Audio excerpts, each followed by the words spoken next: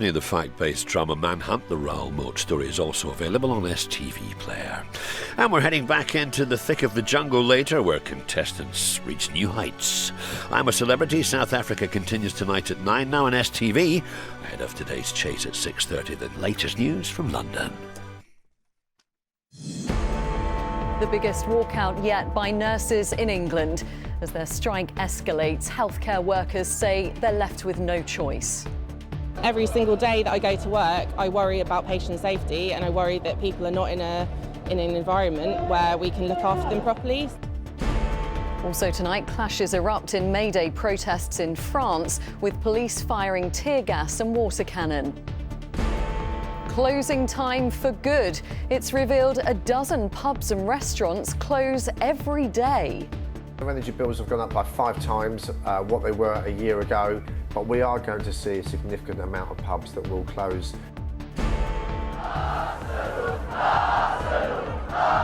And a landmark day for women's football. A record-breaking 60,000 fans pack out Arsenal's stadium.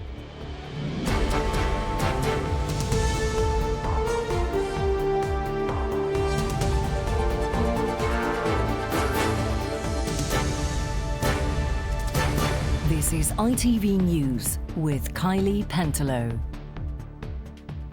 Good evening. Nurses in England are taking part in what's being described by their union as their biggest strike yet, as part of their long-running dispute over pay and conditions. For the first time, critical services like A&E and chemotherapy are being disrupted. The Royal College of Nursing has urged the government to get round the table immediately. But the government says the action is premature, as there's a meeting with wider unions tomorrow. Harry Horton reports. Across England today, nurses have once again walked off the front line and onto the picket line.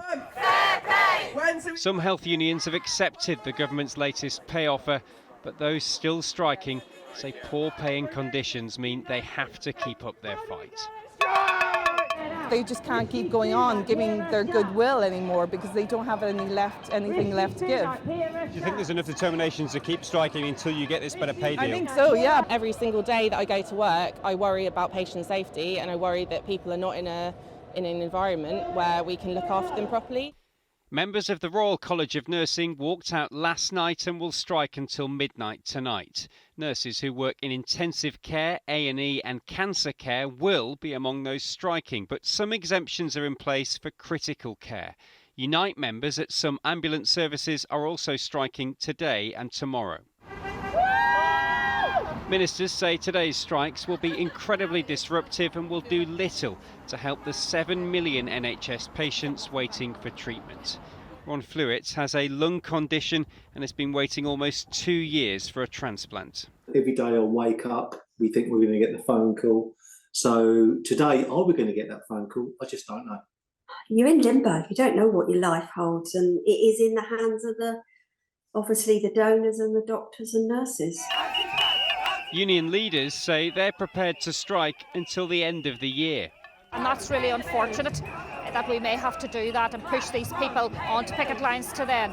But we can actually draw them to a close very quickly if the Secretary of State and this government does the decent thing for nursing staff and pays them a decent wage. Tomorrow, unions, employers and the government will discuss the latest pay offer, but some in the NHS say unless the offer improves, disruption will continue. And Harry's here for more on this. So Harry, there's a big meeting tomorrow about this pay deal for health workers. What do you think is going to happen there? Well, we expect the majority of health unions will accept the government's latest pay offer, 5% pay rise, a one-off payment, and the government will then be able to implement this pay offer. Now, that doesn't mean strikes will stop. The RCN and Unite unions have said they will continue striking, hoping to get a better deal. They also say, look, it's not just about pay, it's about conditions as well. But it was noticeable today that those picket lines appeared to be smaller than they were at other strikes earlier in the year. And I think what the government hopes is that if this latest pay offer is implemented, as nurses start to see that extra money in their pay packets, then enthusiasm for future strikes for the rest of the year may begin to wane. OK, Harry, we'll leave it there. Thank you very much. Police have recovered a body after searching for a teenager who went missing while playing in a river with friends. A group of 5 teenagers were in the water in the River Thames near Lechlade-on-Thames in Gloucestershire last night when one failed to resurface. Police were called at around 10 o'clock last night and the sad discovery was made after extensive searches today. The death is not being treated as suspicious. A man who was stabbed to death during a serious altercation near a nightclub in Cornwall has been named. Michael Allen was killed and 7 other people suffered stab wounds in an attack close to the Eclipse nightclub in Bodmin on Sunday. His family said he was a much-loved son. In France, a police officer has been seriously injured during May Day protests as unions continue to demonstrate against new laws to raise the pension age. French officials say more than 60 people have been arrested in clashes in Paris, Lyon and Nantes. Ian Woods has more. May Day, May Day. A traditional day to campaign for workers' rights, but that shouldn't involve use of petrol bombs to attack police. A minority of French protesters in recent weeks have been intent on provoking violence, and the police have responded with force. But those who've led the street demonstrations in Paris and elsewhere argue that they do have public support to resist pension reforms. Neither a court ruling approving the measure, public fatigue, nor deploying water cannon have doused anger over the plan to raise the retirement age from 62 to 64. President Emmanuel Macron argues the country can't afford not to, but he pushed the law through without a parliamentary vote, inflaming opposition further. Into this bitter dispute stepped a British teachers' union leader, claiming there was a French lesson for everyone. The French unions here today, I think they're an inspiration to working people across Europe, that you don't back down, that we have to fight for social change, we have to stop the gradual erosion of the social wage, which is what's going on across Europe. The retirement age in Britain is already 4 years older than in France and rising, and yet it didn't provoke the depth of anger seen here. The protests have drawn hundreds of thousands of people and have been going on for months. Neither they nor the President seem willing to back down. Ian Woods, ITV News. The final evacuation flight for British nationals to flee Sudan has left the country. As fighting continues, despite a truce, Britain stuck in the country had been told to travel to Port Sudan by midday local time, being flown on an RAF plane to Cyprus and then onwards to the UK. And First Republic has become the 3rd major American bank to collapse this year. JP Morgan have taken over the bank following a deal brokered by the regulators. Last week, First Republic admitted that customers had withdrawn nearly £80 billion in deposits in March. Now, pubs and restaurants across the country are hoping this month's bank holidays will provide a financial boost after a difficult year with soaring energy costs putting many businesses under pressure. New figures show that 12 hospitality venues have shut each day in Britain over the past year. Layla Hayes reports. Simon Cleary has been a pub landlord in Essex for 5 years, but he's now pulling his last pint. After losing money during the pandemic, he now says the cost of living crisis has made it impossible to keep going. In simple terms, our energy bills have gone up by 5 times what they were a year ago. It's wiped out all the potential profit we could make. It's really made the business unviable, but we are going to see a significant amount of pubs that will close over the course of the next 12 to 18 months. And some of them, in fact, many of them, we may never see open again. More than 4,500 hospitality businesses have closed in the last year, with 12 venues shutting every single day. Restaurants were hit particularly hard, with the numbers shrinking by almost 8% in a year, and the number of high street pubs fell by 2.5%. And these are businesses that use quite a lot of energy, so we think that this is absolutely connected. 3/4 of those businesses are closing are saying it's due to high energy bills. So as the government's energy bill relief scheme falls away, we're seeing a large group of businesses whose bills are going back to where they were in August. So they're not benefiting from the low energy prices around at the moment, and that's a group that's at real risk now. The government says it's provided unprecedented support to businesses who will be hoping the May bank holidays provide a much-needed boost. But for Simon, and so many other hospitality venues. It's already too late. Layla Hayes, ITV News. Donald Trump touched down in Scotland this morning, saying it was great to be home. The former president, whose mother is from the Isle of Lewis, is visiting his golf resorts in Scotland and in Ireland. But it comes as Trump faces ongoing court action in the United States, as Peter Smith now reports.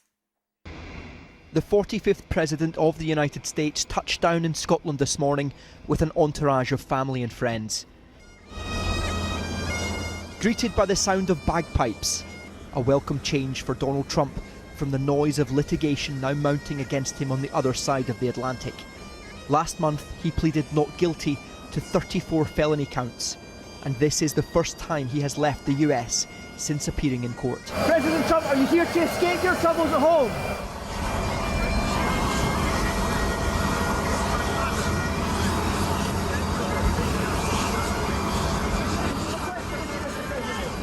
Great to be home, he says here, due to his Scottish mother and owning 2 Scottish golf courses.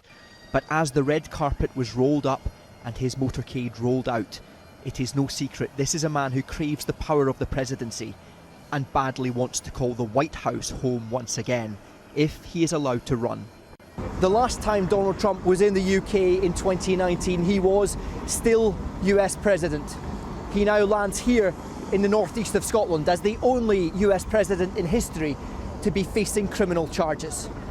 Today his lawyers filed for a mistrial in one of his pending court cases. In a civil action in which he is accused of rape and defamation, an 18-page letter has accused the judge of being biased against Donald Trump. That request for a mistrial was swiftly denied. President Trump has now arrived at his many estate golf links.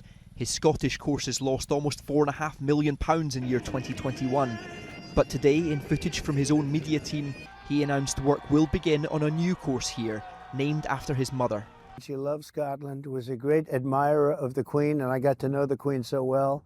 But President Trump will not be staying for the King's coronation. He hasn't been invited. Instead, he's leaving for Ireland, where he also owns a golf course. Peter Smith, ITV News, Aberdeenshire. Now, it's a landmark day for women's football. 60,000 fans are making their voices and feelings heard by packing out Arsenal's Emirates Stadium in London. The team are playing German side Wolfsburg right now, and Chris Scudder is there for us. Chris, never before have so many people turned out for a women's club match. Yeah, in this country, 60-odd thousand in the game. It's in the first half behind me right now. Only one ever club game, more fans than this. That was in Spain last year when Barcelona played Real Madrid, also in the Champions League. I think the impact of the Lionesses' success for England last summer has had a huge impact. You can see from the fans who are here today, a lot of families, a lot of first-timers to football. In fact, if you go back to the last time, only time Arsenal won the Champions League, the home leg crowd was 3,000, now 60. Here's what some of the fans have made of being here today.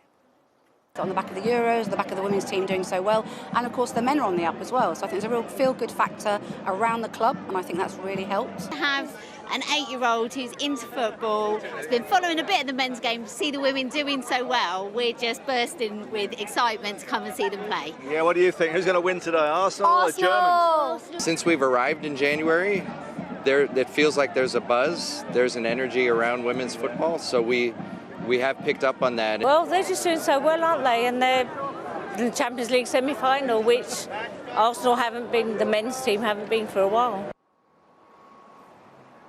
Yeah, lovely atmosphere. About 5 minutes to half-time. You heard the fans saying who's going to win. Arsenal, well, they are leading 1-0. Here's the goal that happened in 11 minutes of the game. A long ball forward. It was a bit hopeful, really, but the Swedish striker, Stina Blackstenius, with a great finish, taking advantage of some confusion in the German defence. So Arsenal leading 1-0 on the day, 3-2 on aggregate. If they can now hang on to that, there is a whole second half to come, then they will be through to the final of the Champions League, where Barcelona will be waiting. Good news so far, Arsenal leading in this semi-final second leg.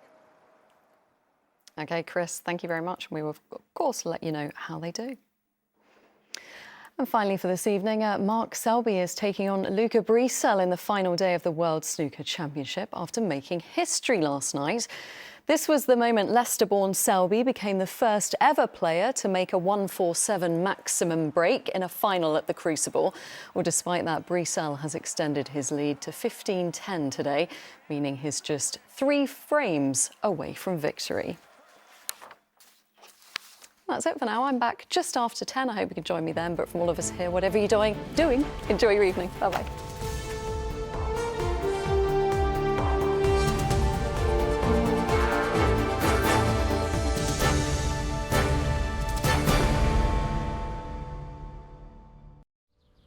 Everywhere will be lovely and warm today.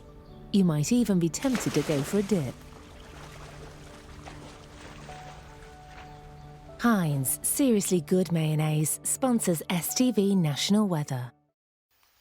Hello there, very good evening to you. I hope you've had a lovely bank holiday weekend. The weather hasn't been too bad in the main, and it continues to be reasonably good over the next couple of days. Dry and settled at first, but then it does turn more unsettled from Thursday, with heavy, gusty showers developing. So this is the situation. High pressure is in control of our weather at the moment and remains so for the next couple of days. Now, as we look ahead to the middle of the week, that area of high pressure starts to drift off the scene, and that opens the doors to the Atlantic. So although it's not exactly going to be an onslaught, definitely we're going to start to get the influence of low pressure in from the west, and that really starts to unsettle things with rain coming and going. And you can see by the tighter squeeze on the isobars that the winds are picking up as well. Still a fair amount of uncertainty for the detail for the end of the week and into Coronation weekend, so stay up to date with the latest forecast on this developing story. Let's get the detail then as we look ahead to this evening and overnight. Today's showers will be slowly dying away, just a few skirting around the southeastern periphery, but in the main it's a dry, settled sort of picture, variable amounts of cloud, coldest across northern Scotland with a